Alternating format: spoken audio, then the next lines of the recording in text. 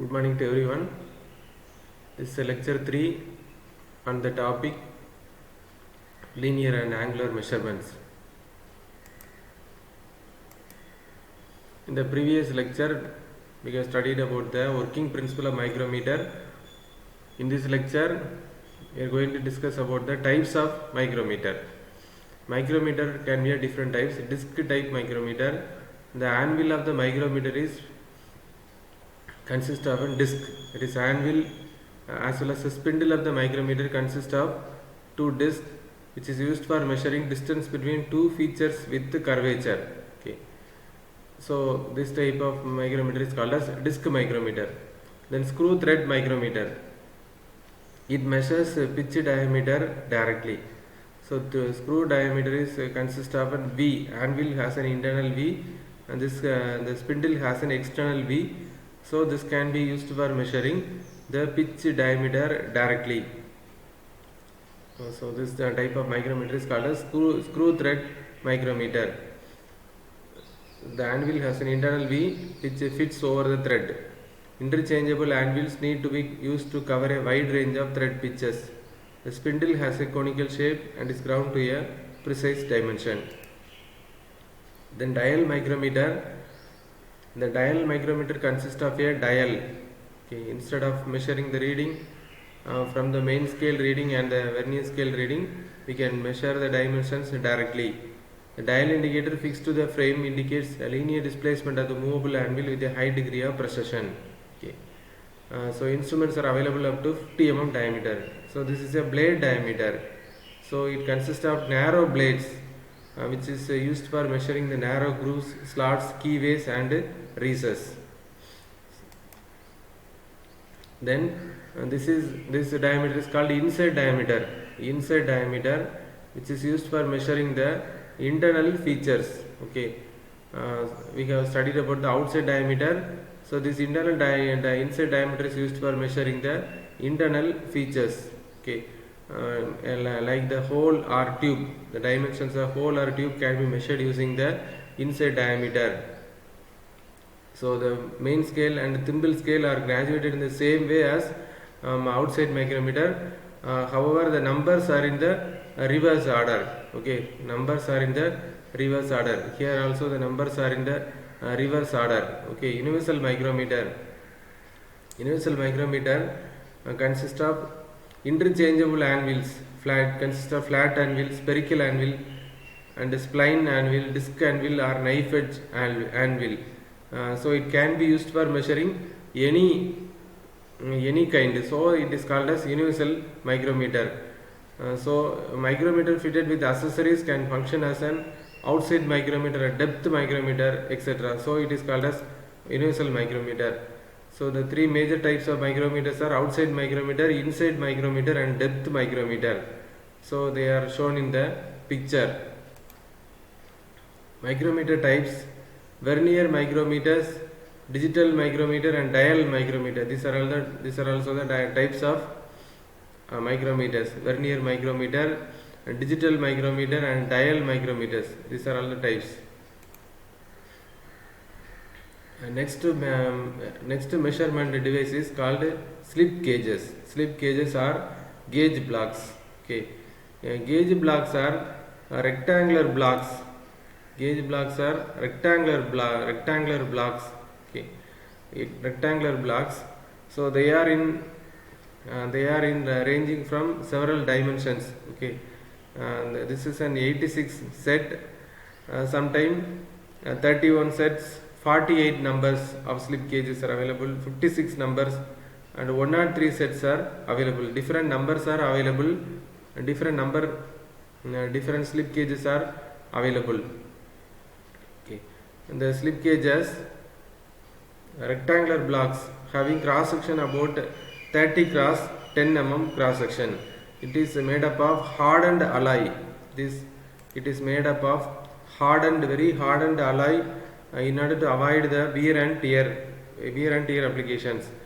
So it is different from the vernier caliper and the micrometer because vernier caliper and micrometer is based on the line standard principle. So it is based on line standard principle, whereas the slip gauges are based on the end standards principle, because we are not taking any measurement directly, but we are taking the measurement indirectly, so they are called as end standards. Whereas in micrometer and vernier caliper we are taking the measurement directly, so they are called as line standards. Okay, slip gauges are invented by C. Johansson, a Swedish armory inspector, so they are called as Johansson gauges. These gauges are called as slip gauges are called as Johansson gauges. The other name for slip gauges is gauge blocks.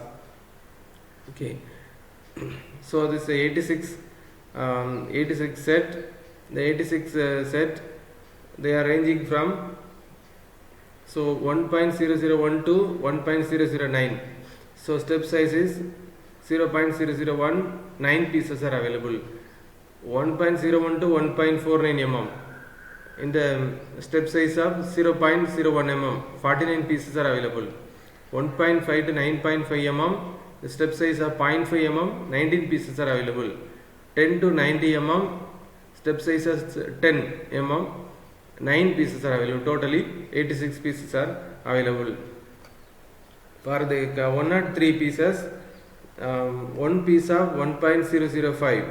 Okay, then 49 pieces of 1.01 to 1.49 for 103 sets, and 0.5 to 24.5. 49 pieces of 0.5 to 24.5. So totally 49 pieces are available. Then 4 pieces from 25 to 100 mm with a step size of 5 mm. So totally 25 to 100 mm, the totally 4 pieces are available. Total number of pieces is 103. A numerical problem. Slip gauges have to be built up to a height of 26.125 mm using the 103 gauge set. If the selection of slip gauges, if wear blocks of 1.5 mm thickness are to be used at the bottom and top of the stack. Okay, so 1.5 at the bottom, 1.5 at the top, so you have to subtract 3 mm, so 23.125. you have to build the slip gauges up for 23.125 mm, so take 21 mm, then 1.005 mm. For the third dimension it is 1.005 mm, then 1.12 mm, the remaining dimension is 21 mm. Okay, 1 to 23, 23.12, 23.125. So this is a method of selecting the slip gauges for the given linear measurement. Okay, so this ring is, you have to, after selecting the 3 gauges, you have to wrinkle all the 3 gauges. The wrinkling is a process of adhering one surface over another, adjusting one slip gauge over another. You have to adjust one slip gauge over another. This is called as wrinkling. So ringing. So this ringing phenomenon is, you have to join the 3 slip gauges using the ringing phenomenon. 3 plus 2, 5 slip gauges using the ringing phenomenon. That is ringing phenomenon. You have to press one slip gauge over another in the lateral direction, and you have to slightly rotate, and they will adhere. The 2 slip gauges will adhere with each other, and the air gap between the 2 gauges will get the air gap, and any air present in between the slip gauges will be relieved, and a very small air gap is present in between the gauges. So this is called as ringing phenomenon. Classification of different slip gauges: AA slip gauges, AA slip gauges, B slip gauges.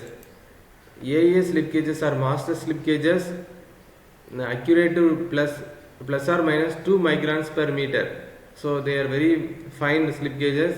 A slip gauges, they are used for reference purposes. Type A is guaranteed accurate up to plus or minus 4 microns per meter. B slip gauges, working slip gauges, they are called as type B slip gauges, and they are plus or minus 8 microns per meter, have an accuracy. Different classes of the slip gauges are gauge blocks: grade 2, grade 1, grade 0, grade 00, and calibration gauge. Grade 2 is used for workshop purposes, and grade 1 is used for tool room applications. Grade 0, inspection grade, they are used for limited people for limited purpose. Then grade 00, they are used in standard rooms. Calibration grade, it is a special grade. So these are all the different classes of slip gauges. Grade 2 is used in workshop grade. They are used in setting up machines, positioning milling cutters, and checking mechanical width. Grade 1 used for more precise work. They are used in tool room. The typical uses include setting up sign bars and sign tables, checking gap gauges, setting dial test indicators to 0. Grade 0, they are commonly known as inspection grade. Inspection department only have access to this grade of slips. Only limited people can have access to this grade 0. Then grade 00, it could be kept in standard room. Okay, it is used for high precision work. Determination of any errors present in the workshop or grade 2 slips, we are using grade 00 slip gauges. Calibration grade, they are used for calibration of slip gauges and other measuring instruments using the calibration grade. Calibration grade slip gauges. Thank you.